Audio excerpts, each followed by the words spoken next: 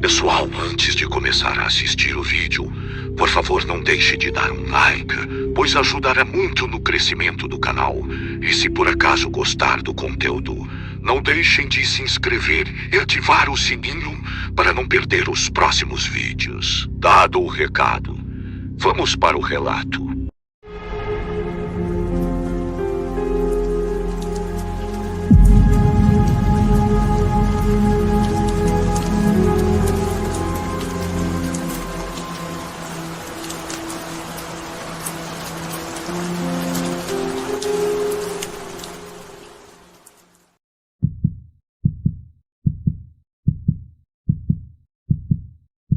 Boa noite, o meu nome é Fernando, sou do interior do Mato Grosso. Não citarei o nome da cidade, pois acredito que isso poderia me trazer problemas futuros. Em 1970, eu tinha 30 anos de idade. Foi quando eu reuni dois dos meus melhores amigos, o Júnior e o Claudemir, para passarmos um final de semana pescando. Era o mês de abril, era uma noite quente. Estávamos apenas nós três no barco. Havíamos levado petiscos, bastante cerveja e levamos uma churrasqueira, é claro, e material de pesca para passarmos aquele final de semana, sem o estresse do dia a dia. Saímos de casa numa sexta-feira à tarde, pegamos o barco e fomos de rio adentro. Paramos em um ponto chamado Porto Cercado, um local de pesca muito conhecido da região. Chegamos no local, jogamos a linha na água e começamos a pescaria. Tudo estava indo muito normal. Estávamos relembrando das merdas que fazíamos de quando nós éramos jovens e caíamos na gargalhada com cada lembrança. A noite estava bem quente. A cerveja gelada descia muito bem com aquele peixe frito na hora. A nossa noite estava indo maravilhosamente bem. Tínhamos tudo naquele barco: bebida, comida, os amigos e a resenha. Para falar a verdade, aquela noite estava sendo uma das melhores noites da minha vida. Até que, quando chegou às 2 horas da manhã, começamos a ouvir barulhos. Os macacos gritando em meio à mata. No início não ligamos, pois todos os macacos têm essas atitudes quando aparece algum tipo de predador por perto. Porém, os gritos dos animais começou a ficar mais intenso e mais alto. Foi então que aquela agitação nos chamou a atenção. Foi quando, no meio da mata, uma luz bem forte apareceu. Era uma luz tão forte que os meus olhos doeram e eu não conseguia ver mais nada. E em poucos segundos, aquela luz enfraqueceu e no meio da mata saiu uma bola de energia muito grande, mais ou menos do tamanho de um avião. Aquilo nos deixou muito confuso.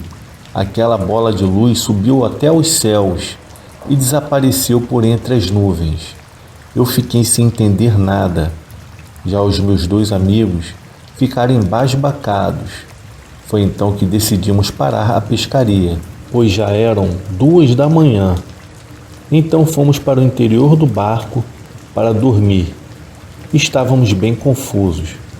Pouco tempo depois, eu me lembro que eu acordei com os gritos do Júnior, mandando o Claudemir entrar para dentro da embarcação.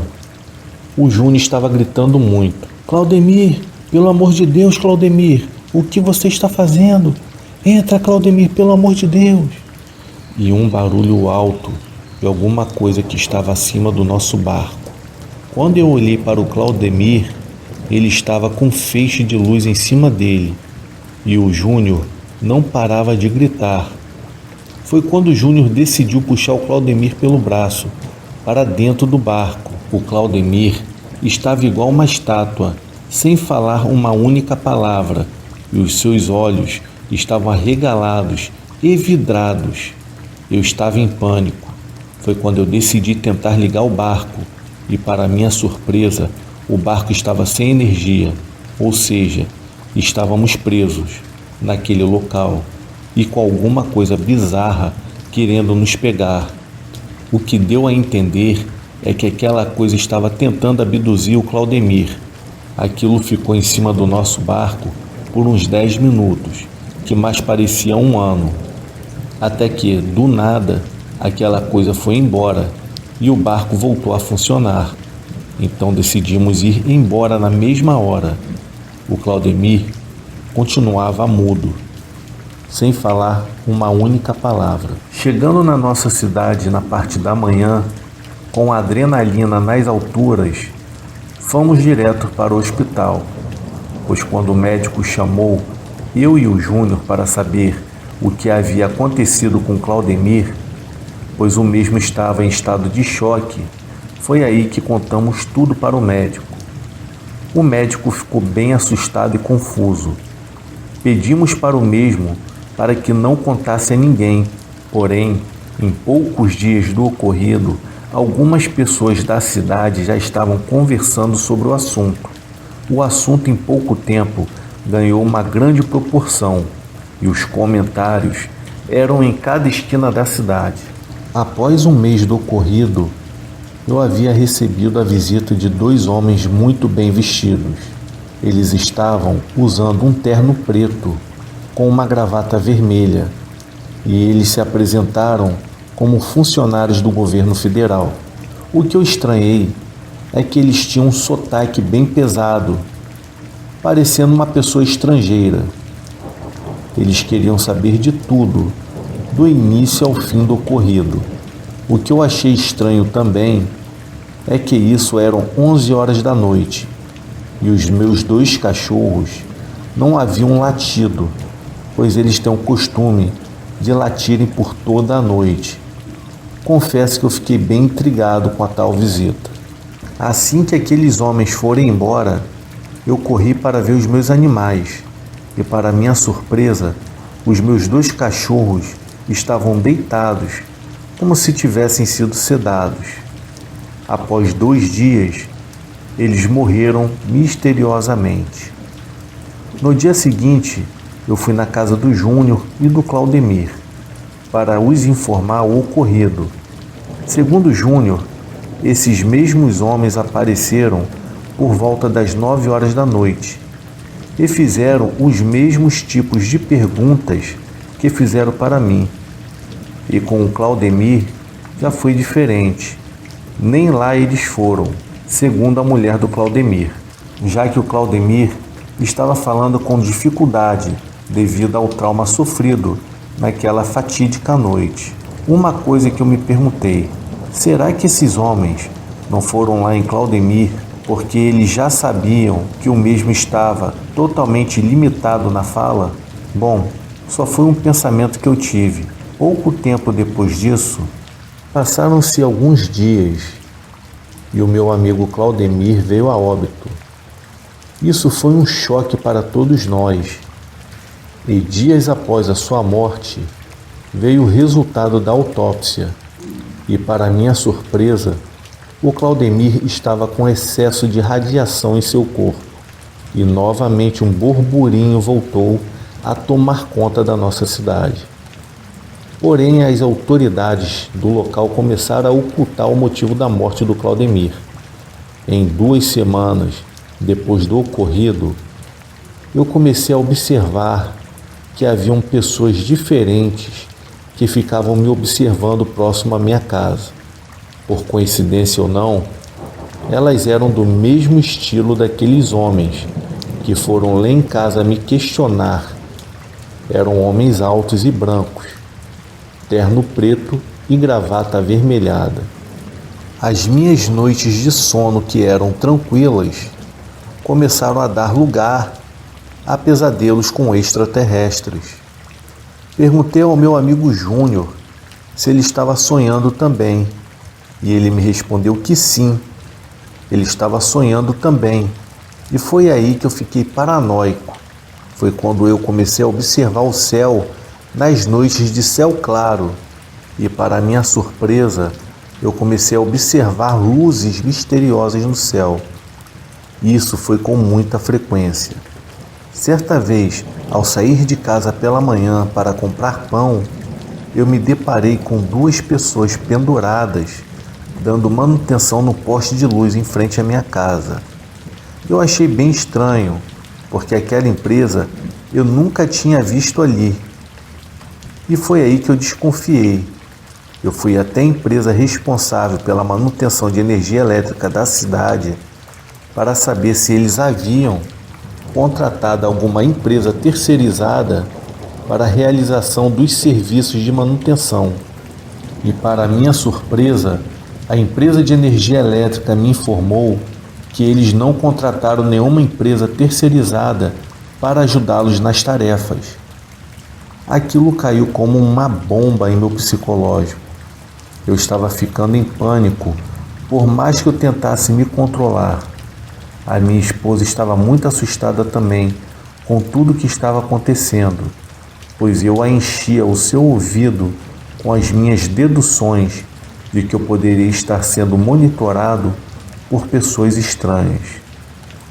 Até que certa vez, a esposa do Júnior foi na minha casa para saber se o Júnior estava comigo.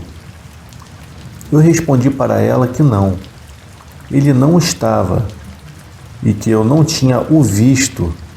Eu informei que o Júnior deveria estar dando manutenção no barco. Ela me agradeceu e me falou que iria dar mais um tempo para ver se ele chegaria em casa, pois ele não tinha aparecido para almoçar.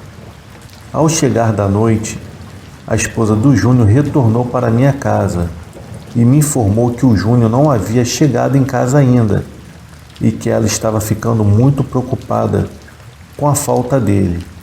Foi quando eu fiquei bem preocupado também e comecei a procurá-lo pelas redondezas próximas à nossa residência para ver onde o Júnior estava, e ninguém sabia. Procuramos em hospitais, delegacias e IML e nada do meu amigo Júnior aparecer. Após 3 dias, encontraram o corpo do meu amigo Júnior, o meu irmão do coração.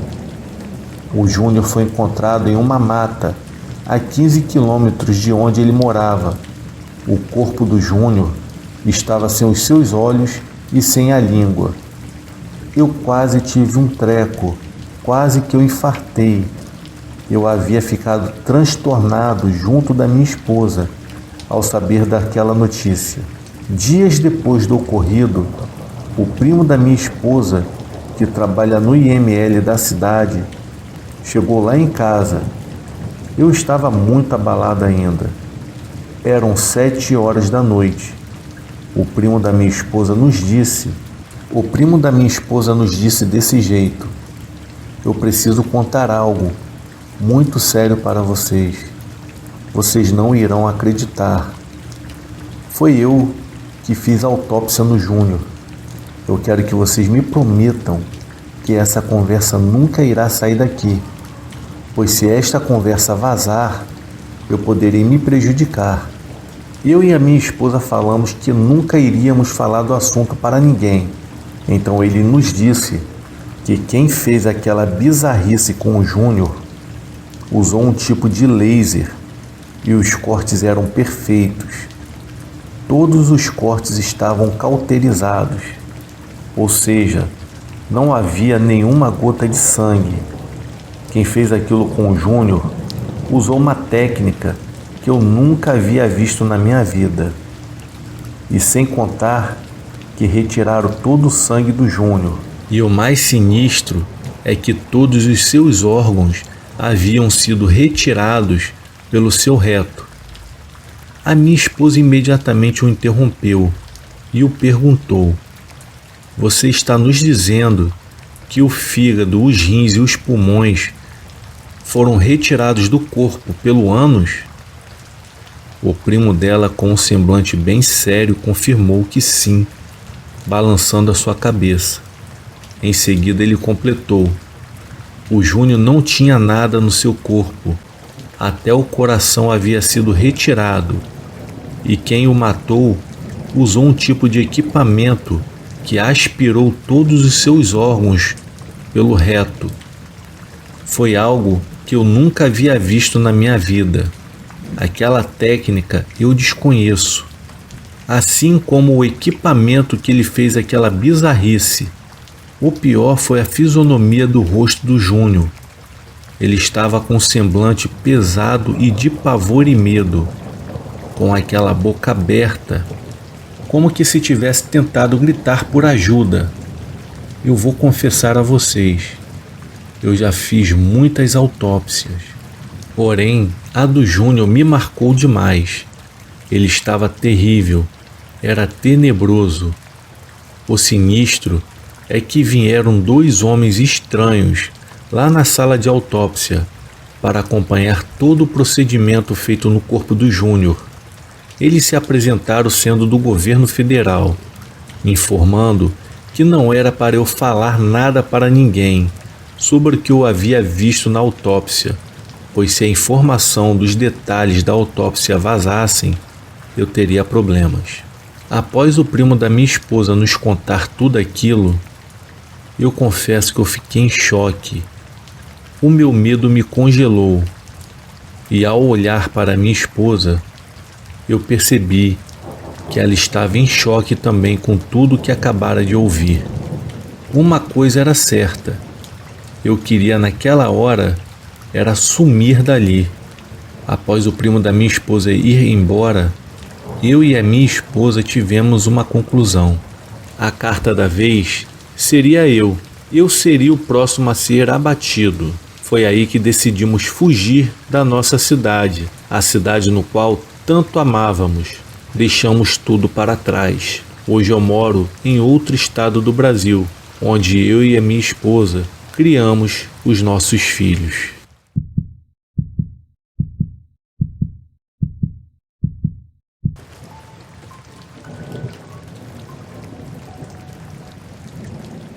O meu nome é Benício, eu tenho 33 anos, eu moro no Rio de Janeiro.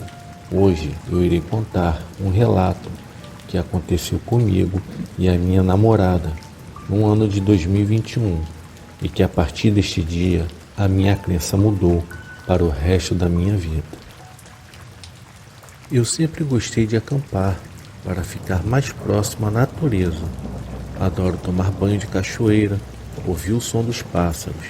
Eu sempre me senti em paz nestes lugares e toda oportunidade que eu tinha de passar algum final de semana longe do estresse da capital, eu não pensava 2 vezes. Eu arrumava minha mochila e partia sem destino para mais uma viagem. Toda vez que os meus pais ficavam sabendo que eu iria acampar, os mesmos me pediam para eu ter cuidado, pois os lugares que eu tinha o costume de acampar eram bem afastados da cidade, pois hoje em dia a criminalidade está em um nível altíssimo em todos os lugares.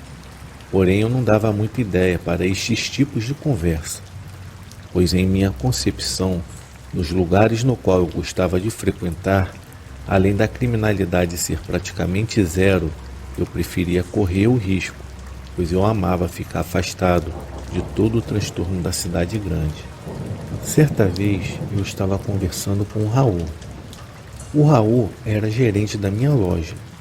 Em meio a vários assuntos, surgiu uma conversa sobre lugares assombrados.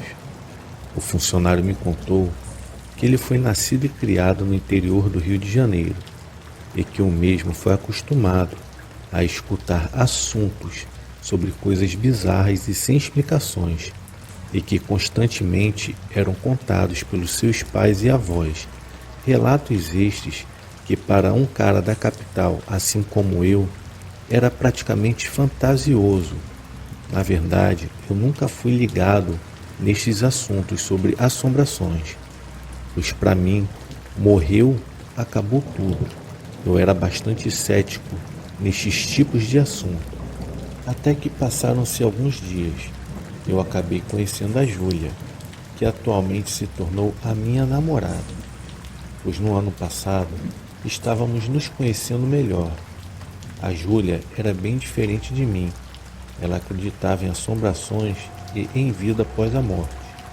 No geral, ela acreditava até em lobisomem, algo que para mim era uma loucura, isso tudo, pois segundo ela, por ter sido criada a maior parte da sua vida na roça, mais precisamente no interior do Ceará, então era normal acreditar nesses assuntos. Inclusive, segundo ela mesma, já presenciou algumas vezes. Na verdade, ela me lembrava até o Raul, com esses tipos de assunto. Foi aí que me deu um estalo em minha mente. Será que isso tudo não é verdade?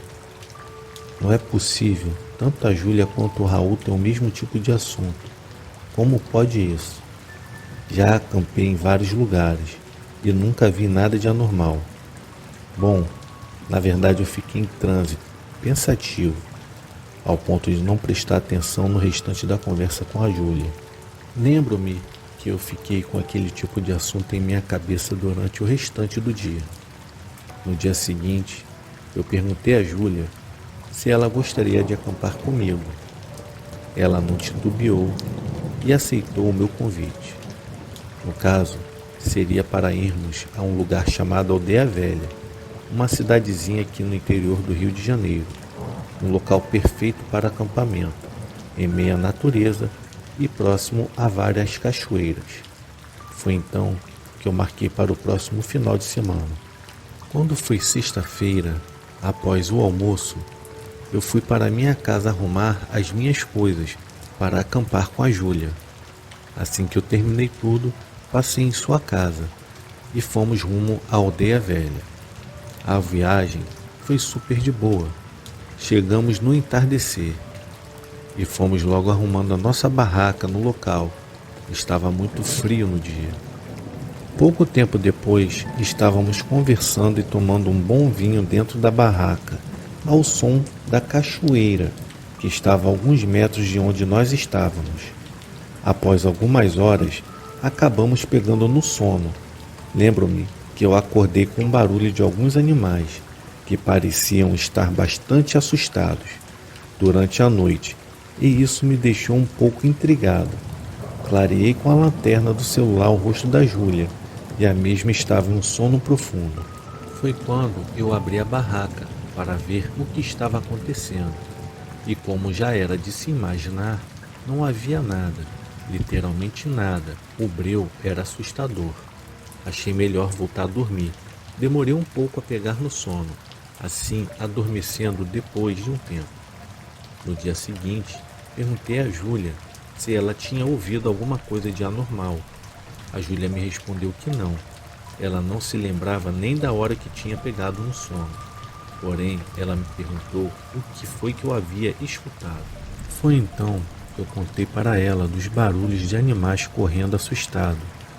A Júlia me falou que poderia ser algum predador de grande porte ou alguma entidade espiritual, pois muitas entidades ficam perambulando em meio à mata. Eu preferia acreditar no predador de grande porte, pensei comigo mesmo. Aproveitamos todo o dia de sábado. Fomos em algumas cachoeiras, porém a cachoeira no qual a Júlia mais gostou foi a que tem o nome de Sete Quedas, que realmente é muito bonito o local. Aproveitamos para irmos ao centro da cidade para comprarmos mais algumas coisas para passarmos a última noite. Lembro-me de termos chegado antes do escurecer. Fizemos o mesmo ritual da noite anterior. Conversamos de tudo, namoramos bastante, bebemos vinho e depois fomos dormir, até que então acordei assustado, com um grito de pavor da Júlia. Quando percebi, a Júlia não estava comigo na barraca. A barraca estava totalmente aberta. Eu me lembro de um pavor gigantesco que tomou conta de mim. A minha espinha estava congelada. Com a luz do celular, peguei a lanterna que estava em minha mochila. E quando eu saí da barraca, eu vi algo bizarro. A Júlia estava paralisada, como uma estátua, completamente em estado de choque. E em sua frente começaram a aparecer algumas bolas de luz. Eram umas 5 bolas do tamanho da nossa barraca. Estas bolas de luz estavam a uns 20 metros de distância. Eu fiquei muito confuso com aquilo. Foi quando aquelas bolas, em pouco tempo, começaram a desaparecer. Eu peguei a Júlia pelo braço. Foi quando ela me olhou completamente assustada e começou a chorar. Corremos para a barraca. Ficamos o restante da madrugada acordados. Quando foi 5h30 da manhã, desmontamos a barraca e arrumamos as coisas no carro para pegarmos em seguida a estrada de volta para casa. No carro, a Júlia mais calma me contou que ela acordou com um barulho estranho em meio à madrugada. O barulho estava ao lado da nossa barraca. Foi quando ela percebeu que era uma pessoa e que na verdade parecia ser uma criança. Segundo a Júlia, ela abriu a barraca, colocou a sua lanterna para fora e confirmou o seu achismo. Sim, era uma criança e estava se distanciando da nossa barraca. A criança parecia estar perdida. Foi quando a Júlia foi na direção da tal criança e colocou a luz da lanterna em sua direção. E para sua surpresa, alguém tocou em suas costas. E quando a Júlia se virou e clareou com a lanterna, ela pôde ver um ser completamente cinza e os seus olhos eram negros. Era uma espécie de ser humano, porém diferente. Foi quando ela gritou e acabou ficando sem os movimentos das pernas e braços. Eu fiquei muito assustado com todo o ocorrido. Depois deste dia, eu nunca mais tive coragem de acampar. Eu passei a acreditar de uma forma geral que não existe apenas a nossa vida aqui nesta terra.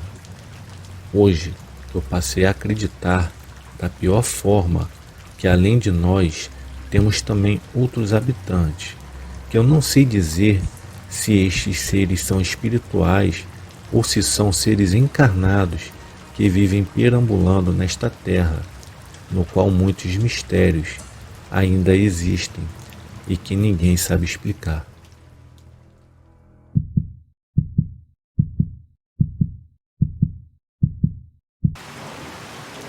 Já estava passando da 00:30, no momento em que o taxista voltava para a casa dele. Ele trafegava com seu veículo por uma avenida que estava praticamente deserta naquela hora. Havia uma distância um pouco maior de 1 quilômetro entre ele e uma região rural onde existem vários morros. E exatamente um daqueles morros já era conhecido por uma grande parte da população que ganhou destaque nacional no final da década de 1970, quando várias pessoas, entre elas algumas autoridades que também presenciaram os acontecimentos sobrenaturais no Morro da Mariquinha. O taxista parou o carro após avistar uma luz colorida no céu. Ele ficou durante alguns minutos olhando para aquela luz enquanto pensava que fosse algum tipo de avião. Mas aquela luz misteriosa pairava no ar. Então pensou que fosse algum tipo de helicóptero, mas não estava ouvindo o som dos motores.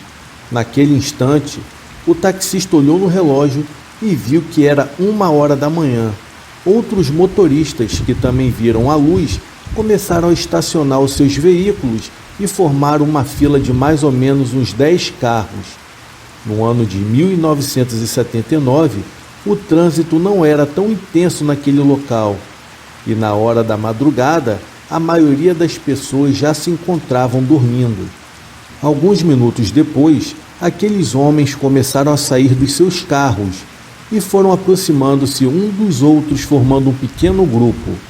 E ficaram calados, enquanto observavam a misteriosa luz que descia sobre o Morro da Mariquinha. Na manhã seguinte, os comentários foram surgindo entre as pessoas na praça, vigilantes, taxistas, policiais, entre os moradores daquela zona rural. Esse é somente um relato entre muitos que são contados por várias pessoas que viram aquele estranho objeto voador. Mas aquela aparição não foi exclusiva no Morro da Mariquinha, e este ficou mais famoso porque foi ali que deu início às aparições, e no decorrer dos dias do mês de janeiro do ano de 1979, outras luzes também foram vistas entre os morros vizinhos, no bairro da Caputera, e no bairro dos Morros. Todos esses lugares são próximos um do outro e estão localizados na divisa entre as cidades de Sorocaba e Votorantim, ao lado da rodovia Raposo Tavares, no quilômetro 95 ao quilômetro 97. No início daquele ano, além dos ufólogos que vinham de vários lugares, também era notável a presença de muitas caravanas de curiosos que chegavam de outros estados e até mesmo dos países vizinhos, e todos tinham o mesmo objetivo: queriam certificar-se de que aquelas luzes eram mesmo de um objeto voador não identificado. Aquela movimentação de pessoas aumentou bastante no decorrer dos dias, e com eles estavam os jornalistas de rádio, TV, jornal e também cinegrafistas prontos para registrar qualquer aparição que suspeitassem que era de outro planeta. Existia um boato que permanecia na boca do povo durante muitos anos, que em uma noite durante uma aparição do disco voador sobre uma pedreira na mesma região, as máquinas pararam de trabalhar, pois o fornecimento de energia elétrica tinha sido suspensa naquela extensão e ninguém conseguiu ligar o gerador de energia da pedreira. Os motores dos veículos desligaram sozinhos e as baterias, inclusive das filmadoras, ficaram descarregadas. João Machado morou em Sorocaba, no bairro chamado Vila Hortência, e ali durante anos foi vizinho de um homem que viu as luzes de um suposto disco voador no momento em que ele estava se preparando para pôr o carro na garagem. O disco voador que aquele homem viu o deixaria famoso naquela época, tanto que a imprensa o procurou e publicou a sua história no jornal conceituado da cidade. Isso fez com que aquele homem ficasse ainda mais alvejado pelos curiosos que queriam detalhes sobre o assunto, e muitos vinham até o portão de sua casa em busca de mais informações. Ele estava de carro vindo para casa, num trecho da Nogueira Padilha, no final da Nogueira Padilha. Sim. Ele avistou uma luz branca, forte, que atrapalhou até a visão dele. Ele teve que parar o carro, encostar o carro no lado. Foi muito forte, já. Foi. E aí ele ficou meio assustado. Aí começou a comentar com a vizinhança. Quando foi a outra noite, estava lotado de gente no Morro da Mariquinha ali, que é mais ou menos na altura do Morro da Mariquinha, que apareceu. Aí foi até uma festa, veio até uma rádio de São Paulo para gravar e transmitir a chegada do disco voador ou a passagem dele, né? É. Ele não parava, ele dava volta, dava círculo, acendia a luz e apagava a luz, acendia a luz e apagava a luz no aparelho. Era enorme. Aparecia sempre de madrugada, né? Sempre altas horas, de uma hora em diante. De uma hora em diante, deu uma até as 3, era o horário que o pessoal ficava esperando. Só que depois começou a chegar muita gente, e por incrível que pareça, tinha até vendedor de cachorro quente e tudo. Aí a reportagem, pergunta e mais pergunta. A Regina, minha esposa, ela tinha a mãe dela que morava no bairro de Itinga. Vocês conhecem Itinga? Sim, conheço. E ela estava uma noite, no entardecer, no escurecer, conversando com a vizinha na frente da casa dela. E porque lá era muito descampado, era muito mato, só tinha aquelas ruazinhas, não tinha muita vida no bairro, né? Sim. É um bairro bem rural mesmo. Rural, estradinha de terra. Aí ela conversando com a vizinha no portão assim, na costa da vizinha, ela conta que apareceu enorme de um disco colorido, baixinho, da altura da gente, atrás, uns 20, 30 metros atrás, mas baixinho, colorido, com luz de todas as cores. No sítio onde ela morava mesmo? A mãe dela morava. A mãe dela morava? Ela estava lá passando uns dias. Aí, ela falou para a vizinha, olha só que gozado aqui atrás, que bonito que tá. Naquele tempo, sempre no final da tarde, as pessoas faziam filas de carros pelas estradas daquele lugar, Era uma grande movimentação como nunca existiu naquela área rural e nos bairros da vizinhança, tanto que chegava a assustar os moradores. O que era interessante também é que as luzes não apareciam sempre no mesmo lugar. A cada noite objetos surgiam brilhando do outro lado oposto, de onde havia sido visto na noite anterior. E por esse motivo, era preciso ficar mudando a direção na qual as pessoas iriam prosseguir. E sempre surgia alguém dizendo que na noite passada o disco havia aparecido aqui ou ali. Então as pessoas passavam de um lado para o outro do morro, mas ninguém conseguia calcular exatamente o próximo lugar onde as luzes do disco iriam brilhar novamente. Nas escolas, as crianças nunca haviam falado tanto sobre disco voador, e algumas não sabiam nem como deveria imaginar e qual seria a aparência do objeto desconhecido. Sabiam somente da existência dos aviões, mas depois daquele evento e com a ajuda dos desenhos, o disco voador foi tomando forma na mente daquela geração. E não era somente no meio das crianças que se encontrava quem nunca tinha ouvido falar daquilo, pois entre os adultos também era fácil encontrar alguém que não sabia o que significava aquelas luzes, pois eles não conheciam o nome daquele objeto voador. Mas muitos afirmavam ter visto quando a luz descia do céu, como diziam eles, e depois voltava para o lugar de onde tinha vindo. Estava eu, minha mãe e uma vizinha, e nós estávamos conversando. E nisso nós conversando, eu olhei para o lado aqui da Mariquinha, porque dava certinho no morro da Mariquinha, de lá dava. Aí, o que aconteceu? Eu olhei assim, vi aquele negócio descendo, aquele grandão, aquele... o dispador, bem grandão. Sim. E tinha várias luzes, acendia todas as cores de luzes. E eu fiquei assim meio paralisada enquanto minha mãe estava conversando com a vizinha, e eu ali parada, fiquei paralisada. Quando eu virei para mim conversar com a minha vizinha e falar, olha lá, que estou vendo, ele me apaga o foco da luz. Então a sua vizinha não chegou a ver? Minha vizinha não, mas não. Eu fiquei assim como se tivesse acontecido um hipnose. Eu fiquei meio parada. Depois quando eu fui falar, que eu virei a cabeça, eu fui falar com a minha vizinha e com a minha mãe, daí que a minha mãe conhecia a turma daqui né? Minha mãe falou, é lá, filha. Na onde que é mais ou menos? Eu falei, é lá no muro, lá e tinha ela falou pra mim.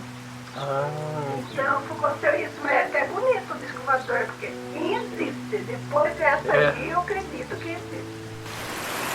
Para as pessoas que montavam os seus acampamentos nos arredores das fazendas, haviam a possibilidade de poder comprar seus lanches dos ambulantes que haviam ali. Uma oportunidade de aumentar o faturamento. Vendeu os seus produtos, que eram sanduíches, churrasquinhos e bebidas. Outro fato curioso refere-se àquele evento. Aconteceu em Votorantim, quando 2 homens ficaram tão populares por também terem visto tal disco voador e foram eleitos para o legislativo da cidade. Mas existe um antigo morador na mesma cidade, que não foi político, mas tornou-se muito popular para o trabalho com o qual muito colaborou com o desenvolvimento do município, e também por ter vivenciado o fenômeno extraterrestre, e ficou conhecido como Tomazinho, o Homem do Disco Voador. E no ano de 2017, ele até recebeu as congratulações da Câmara Municipal e foi homenageado por muito ter contribuído com o crescimento da cidade. E durante a sessão, o vereador referiu-se ao homenageado como o homem que viu o disco voador.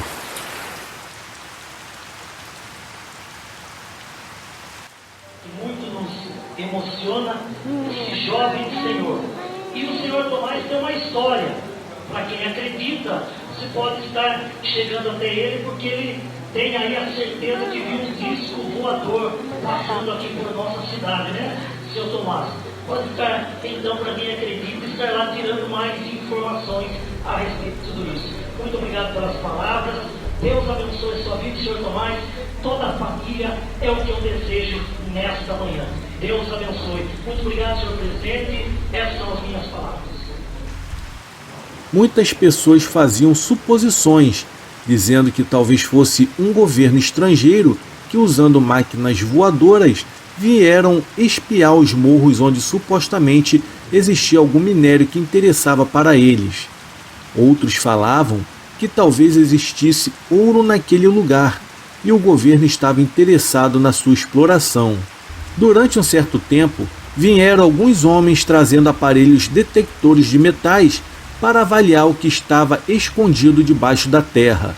Eles queriam, na verdade, era descobrir se existia ouro ali, e visitavam os proprietários das terras pedindo autorizações para fazer as pesquisas no terreno, mas nunca ficou conhecido por alguém se o ouro foi realmente encontrado por aquelas pessoas. Até hoje em dia, em uma mata preservada, existem marcas de escavações que foram feitas nas tentativas de encontrar algum material precioso, e alguns moradores daquela região chegam a afirmar com toda certeza que todo o esforço feito pelos chamados garimpeiros não passou mesmo de uma dura tentativa e não encontraram nada do que esperavam.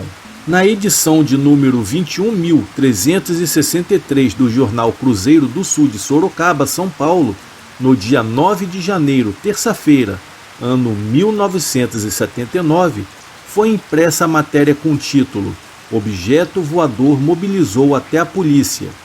Esse jornal divulgou a história de um morador da cidade que, após avistar o objeto voador, comunicou-se com a polícia para relatar o fato. Os policiais pensaram que era uma mentira contada por aquele homem, mas diante de tanta insistência, uma viatura foi enviada até o local por volta das 3 horas da manhã. Os policiais seguiram pela Avenida Coronel Nogueira Padilha, sentido centro-bairro, e ao chegarem até o barracão de um extinto supermercado, também avistaram as luzes misteriosas pairando sobre aquele lugar. Conforme a entrevista concedida ao jornal Cruzeiro do Sul, os policiais disseram que fizeram comunicação com o objeto, usando o holofote da viatura, e viram que o OVNI respondia com suas luzes ficando mais intensas e também mais fracas, quase apagando. Mais tarde, aquela luz movimentou-se e foi até o final da avenida, parando novamente durante pouco tempo sobre uma fábrica de bebidas. Dali, seguiu na direção dos morros até o lugar onde estava localizada uma pedreira. E o objeto voador permaneceu ali até o amanhecer. Os policiais ficaram em estado de alerta, com todas suas viaturas vindas de Sorocaba, e a outra chegou da cidade vizinha Votorantim. Era um total de quase 20 soldados a postos naquele lugar. Todos viram aquele OVNI de muitas luzes coloridas. Parecia vários objetos brilhantes e pequenos que formavam um círculo, enquanto que no seu núcleo encontrava-se o maior e mais reluzente. Ao amanhecer, o objeto voador ainda era visível no ar. Às 6 horas da manhã, as estrelas estavam desaparecendo, mas o disco voador continuava sendo visto até o nascer do sol.